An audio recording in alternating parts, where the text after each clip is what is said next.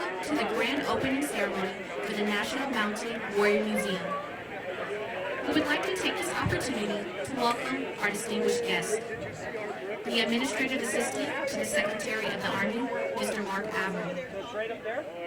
Additionally, we would like to pay special recognition to all general officers, sergeants major, good neighbors, soldiers, families, and friends of Fort Cavazos in attendance today. Thank you for your support. Ladies and gentlemen, please stand for honors to the host and honors to the nation, and remain standing for the invocation given by the 3rd Armored Corps Chaplain, Chaplain Kevin Wainwright. Today's official party consists of the 3rd Armored Corps and Fort Cavazos Deputy Commanding General of Maneuver, Brigadier General Jeff Van Epps.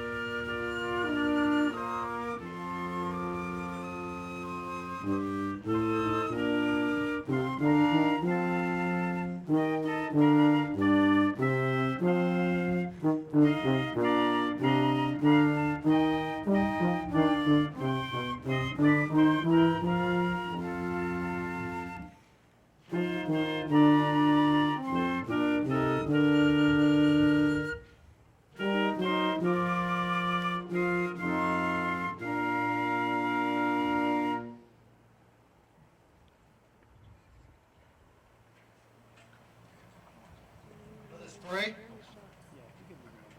Most high and gracious God, the first cavalrymen of the West rode into battle with these words of the psalmist on their lips.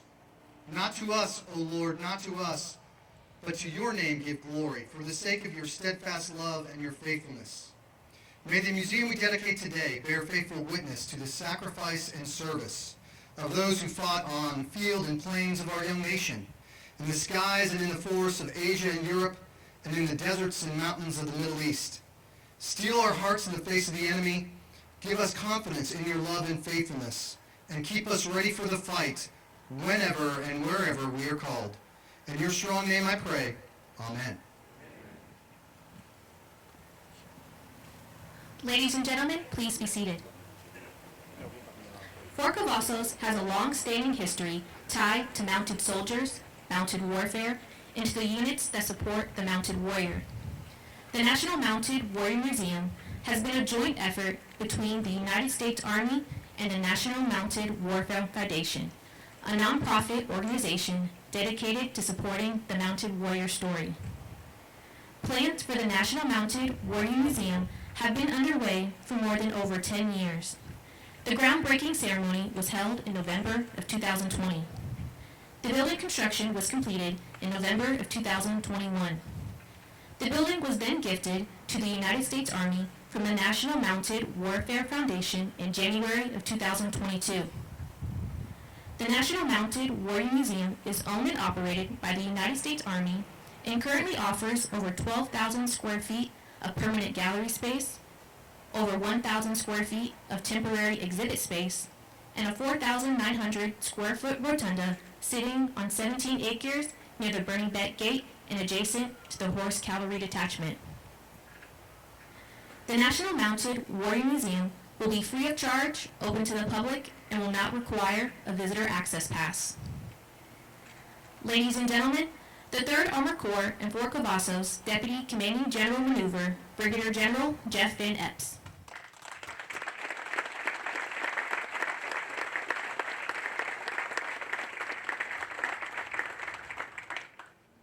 A teammates, distinguished guests, members of the Central Texas community, good neighbors, looking great in your blue blazers, friends of Fort Cavazos, ladies and gentlemen, thank you for joining us on a glorious Texas morning as we celebrate the opening of the National Mounted Warrior Museum. We have been humbled by the immense outpouring of support that this endeavor has received from the surrounding community, and nowhere is that more apparent than in the enormous crowd, standing room only, that we have here at this morning's ceremony. Now, if I were to personally thank every board member, every donor, every contractor, every elected official that contributed to making today a reality, we'd be here till nightfall. So let me just simply say, thank you.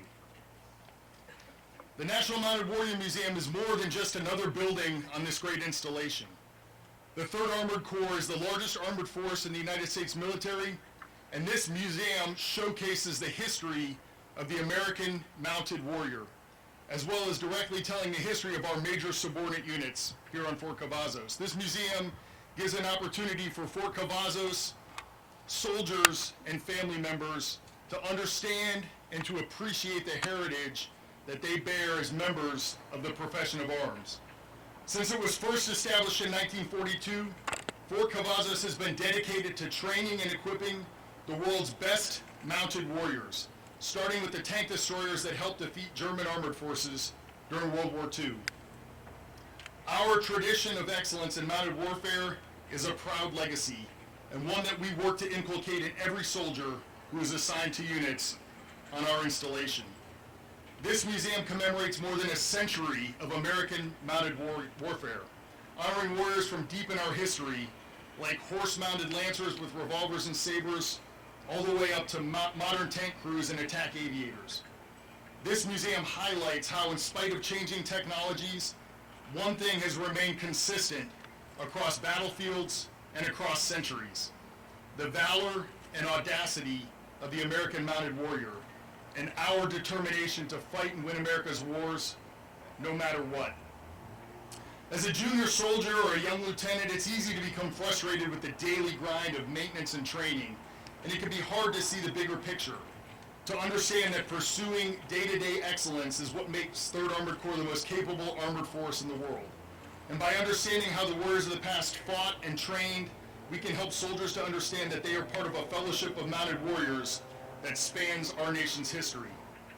This museum will motivate and inspire a new generation of mounted warriors here at Fort Cavazos who will take the lessons that they learn here and carry that knowledge with them throughout their careers.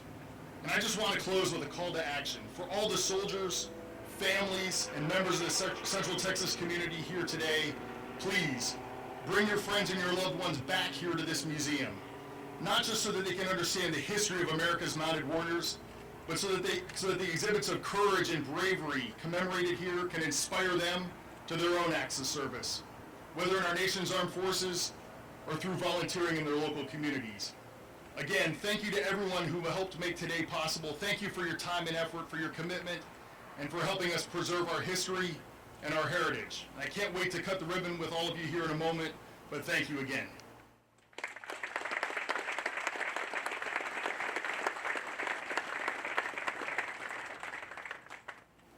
Ladies and gentlemen, Lieutenant General Retired Paul Funk, President and CEO of the National Mounted Warfare Foundation.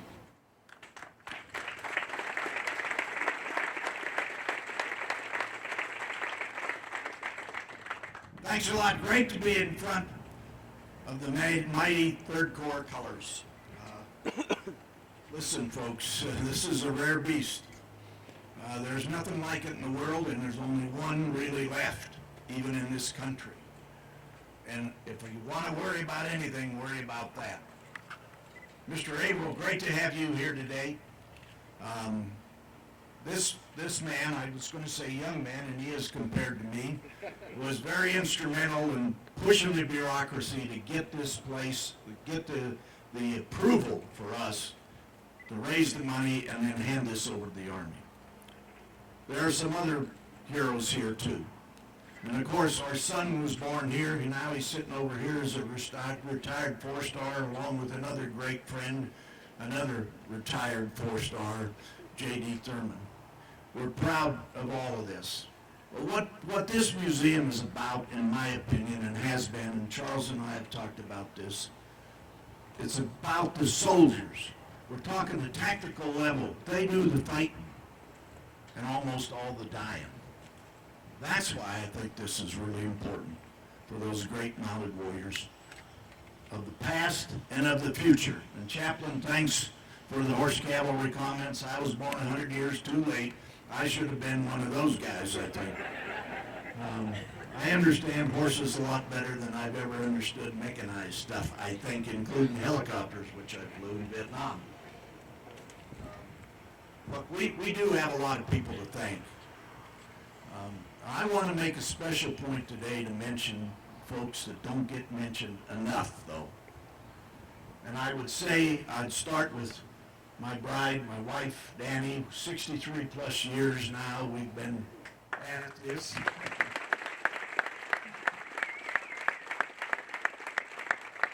And God love her, when we came to Fort Hood, I don't know why she stayed with me, because at that time it was pretty tough. When we came over the Nolanville Hill, folks, there were about 3 lights out there looking, and nothing like what it's like today. We counted up one time, we've lived in 32 and a half years in the Army, we lived in 29 different houses.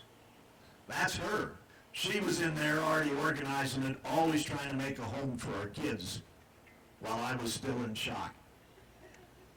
I mean, that's what Army spouses do increasingly today. There are men doing that sort of thing.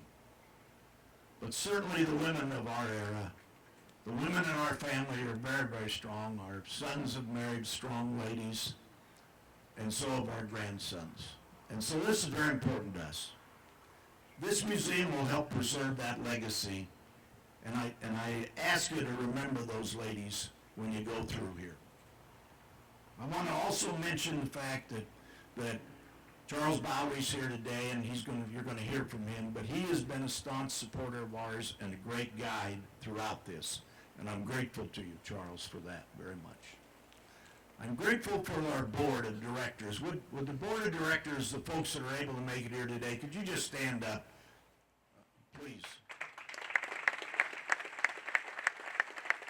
Thank you very, very much. And if you just look at the faces there and you see great members of our community, including our present mayor and past mayors, and Tim's out there too, and he gave me great guidance. He's the one that, along with my friend, I think he's still a friend, Ron, there he is. Hi, Tim. How you doing? He was mayor at the time, Tim Hancock. And they said, look, a lot of people are going to say this can't be done, and that's true. And then there'll be a lot of people, when you get it done, that say, boy, we were glad we supported that. We're all for it. Good advice, Tim. Good advice. Yeah. Look, this is important to me, not as a personal goal, but because of the teamwork. And I'm going to talk about the most important member of our team here. You should know the 3 of us have been here from almost the beginning. Shannon and I, Shannon Shipman, still our financial support person, and Bob Crouch, who came in about 6 months after we started and has been with us for the rest of it.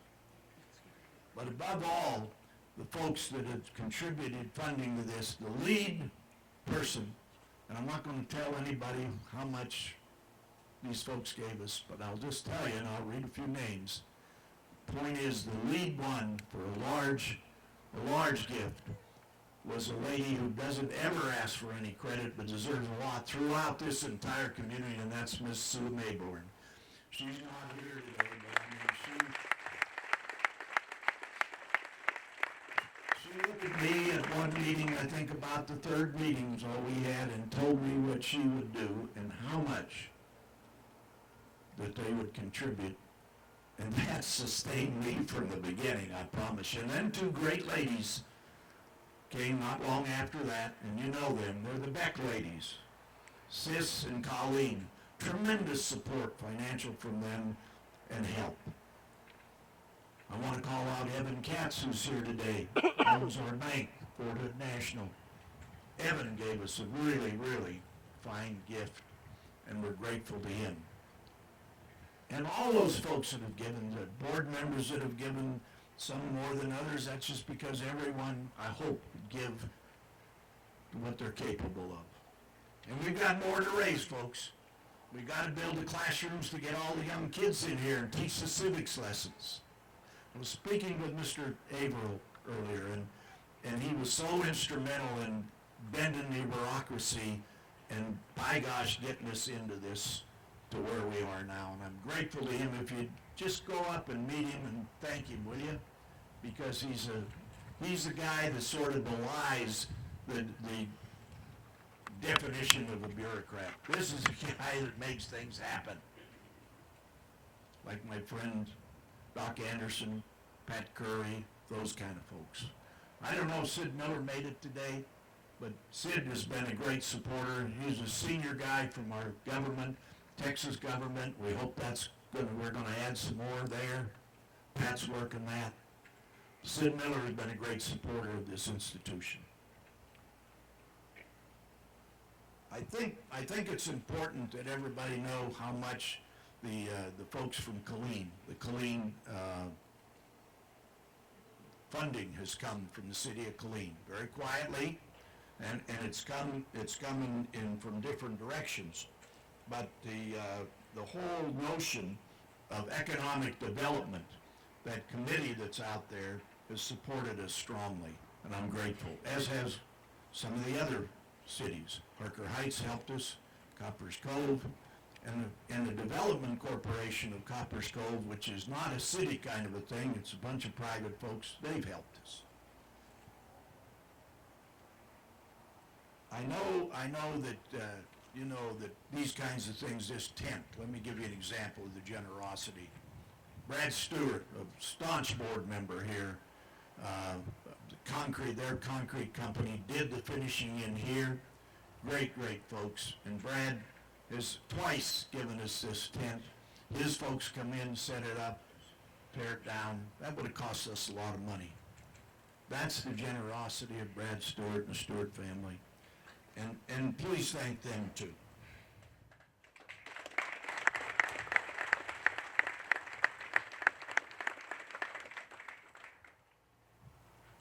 The guy that's driven this thing, and I maybe had something to do with it here and there, but Bob Crouch has been a stalwart. He just has. And all of you that know him know that. He's almost everywhere. He also, by the way, picked up his doctorate from a Florida institution on the way, and he's been a Rotary governor. So this is a guy who's been very active in our community, selflessly supports his church. So just thank Bob today when you talk to him, as I'm pretty sure you will, and just tell him, certainly I want to tell him how much I appreciate him.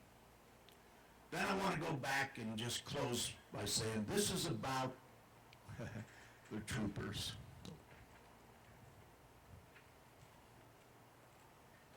Twice I've been able to command U.S. forces in combat. The first was in Vietnam, the Great Apache Troop, A Troop, 1st Squadron, 9th Cavalry. Tremendous guys. We're going to a reunion here in about 2 weeks for the troop, but what a privilege that was. We lost too many of those kids, by the way, in that senseless war.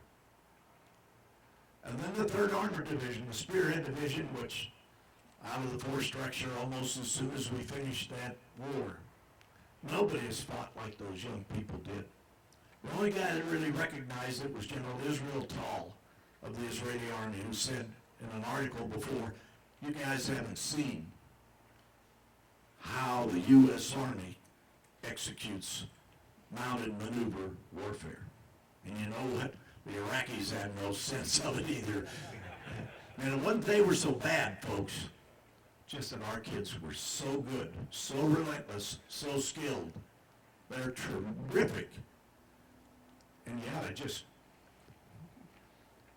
thank them. I know you do. I know this community does, but I'm telling you, what a privilege.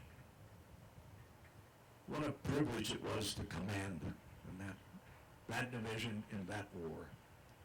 And that was George H.W. Bush as president, and did it the way you ought to do it. General Powell led the effort, hit them with everything you got, yeah. Was it overkill? Maybe. Bring them, almost all of them home. Damn straight. So ladies and gentlemen, that's what this museum's about. By the way, I think they've done a remarkable job. Charles' folks, Rob and his guys, you're going to hear from Rob. They just have made this place look good, and the contractors did. I want to mention that our contractors, and the young man that designed this building is a graduate of Coppers Cove High School. He's an Army brat, and we love him. Mike, thank you. The two Mikes are here, and Tom Lewick from the folks that designed this building. And then we've got some folks here from the guys that built it. And they did a terrific job too. And I'm sorry I don't know exactly who's here today from that contractor. But let me just quickly, because otherwise I'll screw it up. Bartlett Cock, of course, was the contractors. Kevin Bird, Sean Stevens, Mike Hibner, Frank Barnes, all of them. I don't know if any of them are here, but they did a great job. And the folks, our architects, are still friends. We've got the whole footprint, by the way, designed. I'd like to be able to say tomorrow, when somebody gives us a check for, I don't know, $8 or $10 million, we'll start building the rest of this thing because they're ready to go. And I'll bet you we could call Bartlett Cock. And I might think they might even be ready to go. So folks, thanks a lot. Look, this is ours. This is not just, and I know nobody at Fort Cavazos will be offended by this. This is not just Fort Cavazos. This is an entire mounted force. And it's this community. The people in this community who've been, we believe, a couple of studies have been done, the latest from Texas A&M Central Texas. We had nothing to do with it except give them stuff. 377,000 visitors the first year is what the prediction is.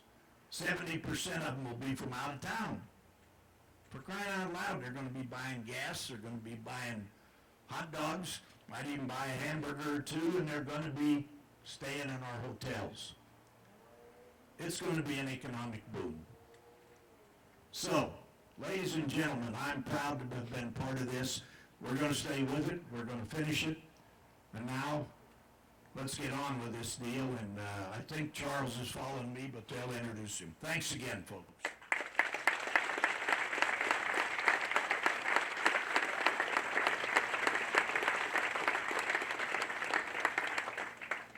Ladies and gentlemen, Mr. Charles Bowery, Jr., Executive Director of the U.S. Army Center of Military History.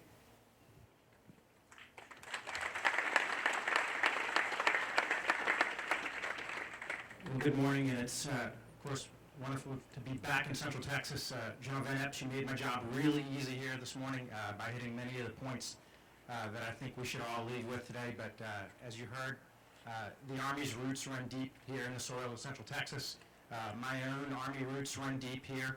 I deployed an attack helicopter battalion from here to Afghanistan and back in 29 and 2010. My wife served here with the 1st Cav Division deployed to Iraq with the Grey Wolf BCT. And so it's a special day for me. I see so many allies of this project in the audience, including my former boss at the Training and Doctrine Command, General Funk the Younger, sir. Beth, it's great to see you.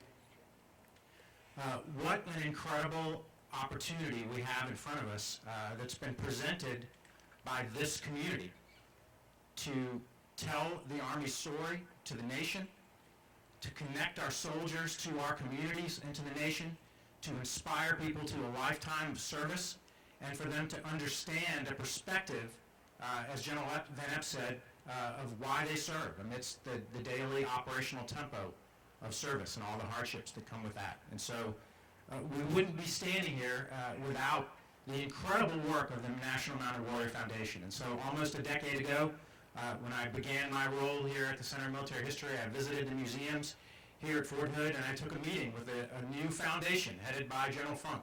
And we sat down at his office in Killeen, and we talked about a vision that really inspired me. And he wanted to take our existing museums on post, move them closer to the community, make them more accessible, make them more inclusive, make them more interesting, make them more inspiring. But the challenge also was to retain the stories of the 1st Cav Division and the 3rd Cavalry Regiment and all of the units that have served here on this post through time, and to use them to inspire all of us as a community. And the foundation has done that. You have put yourselves out there, and this community has created this incredible facility. We at the Army were just there to sign on the dotted line, to do, as we said, some of the administrivia behind it. And for that, I do want to thank Mr. Averill and all the team at Headquarters Department of the Army for getting us over the finish line to do this. But this is a celebration of this community, this command, and these soldiers today. What you're going to see in this facility, I believe, is really a 21st century museum experience. It's got beautiful, incredible artifacts and objects that tell stories, but it's also got photographs, it's got maps, it's got video, it's got music, it's got firsthand accounts of our soldiers. And I challenge all of our leaders here in the 3rd Armored Corps, and in particular our senior NCOs, to bring your soldiers here, to let them see themselves and their service in this museum. Because what we have not done very well, in my opinion, as an Army, particularly since 9/11, is tell the stories of this generation of soldiers who served with every bit of the valor of soldiers from Vietnam, from Korea, from World War II and before. And now we can tell their stories in a 21st century way that will connect with them, and that will explain what we have done to the members of our community who have been so supportive. And so you're not here to hear me talk, you're here for us to open this beautiful facility. But I do also, as I wrap up, I want to thank my colleagues here at the Mounted Warrior Museum who've served as the careful and professional stewards of this collection and these stories over time, headed by Robbie Reinstein and his team. I see Maisie, I see Sherry. They're such wonderful colleagues and friends, and I'm really, really proud of you. This day is for you to celebrate as well. Congratulations to all of you. Congratulations to this community. I'm thrilled to see what comes next. We will always be here with you, arms linked, to support it. This will defend.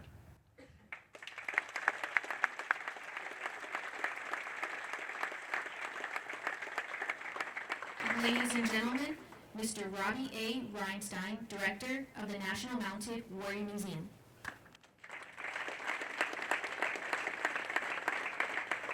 Good morning, everyone. Distinguished visitors, guests, friends and families of the museum, thank you for coming out today. It's a beautiful Texas day. It really is.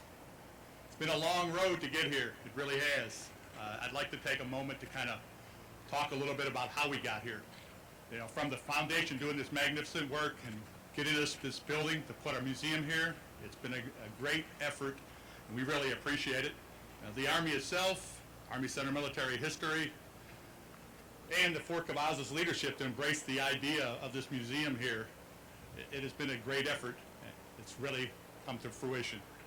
I'd also like to take a moment to thank the museum staff, Sherry McDowney, Maisie Duncan. Incredible work. Long nights, weekends, holidays, for months to get us to this place. So I really appreciate all your efforts. I'd also like to thank one other group of unsung heroes, our museum volunteers like Dee Dee Moore, Rob Oshner, Christina Adams, Scott Hamrick, Rachel Burton. You really have made the difference. They do all the work behind the scenes to support us. It has been a great, great effort. This is truly a team effort. Everyone out here is part of the team. And I thank you all very much for all the support you provided us along the way. That being said, being it's the 82nd birthday of Fort Cavazos, I think we've gifted a museum to the post, and I think it's time for us to cut a ribbon. Thank you very much.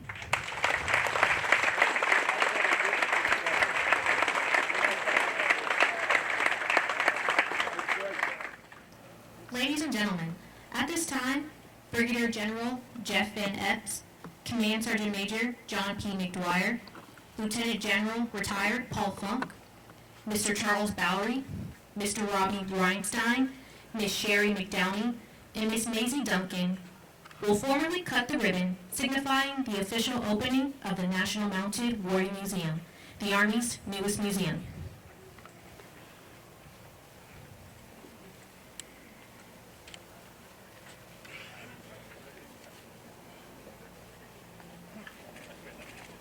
Ladies and gentlemen, please join me in counting down to cut the ribbon. 3, 2, 1.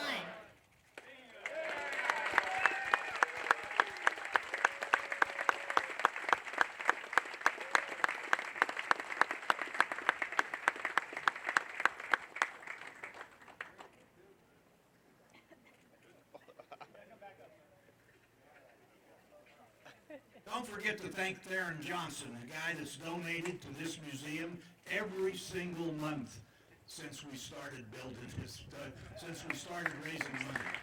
Every month.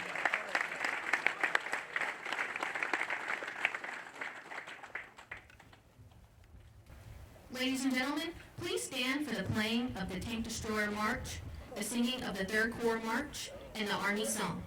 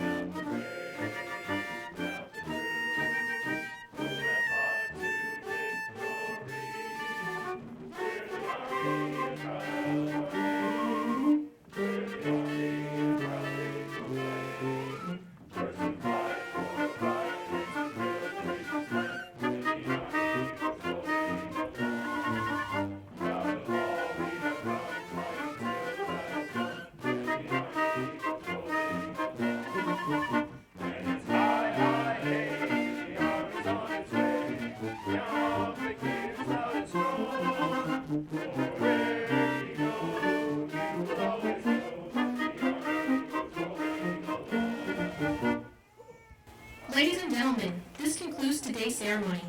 We ask to please not bring any food or drinks inside the museum.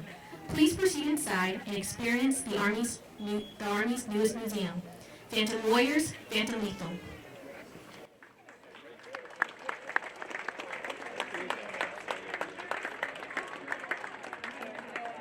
He's with the